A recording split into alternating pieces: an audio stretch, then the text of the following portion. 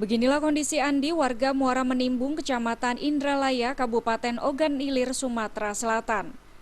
Ia hanya bisa terbaring di Rumah Sakit Umum Ogan Ilir pasca saling bacok dengan kepala desanya sendiri.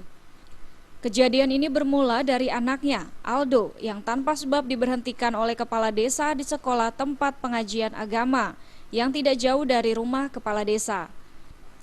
Tidak terima diberhentikan tanpa ada sebab, Andi mendatangi rumah Ramadan selaku kepala desa dan menanyakan kenapa anaknya dikeluarkan dari sekolah TPA.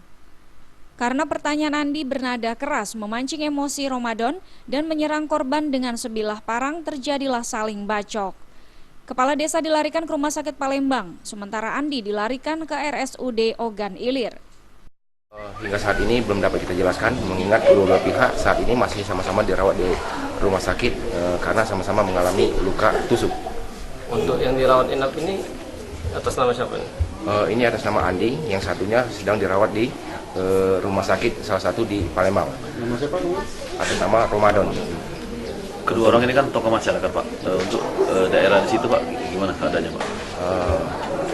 Pasca terjadinya itu, kita juga langsung menempatkan anggota kita yang berpakaian preman dan situasi di kampung tersebut. Hingga saat ini belum diketahui luka yang dialami oleh Ramadan yang dirawat di Rumah Sakit Umum Muhammad Hussein, Palembang. Sementara Andi masih dirawat inap di Rumah Sakit Umum Ogan Ilir. Dari Kabupaten Lahat, Sumatera Selatan, Jamil Hasan melaporkan.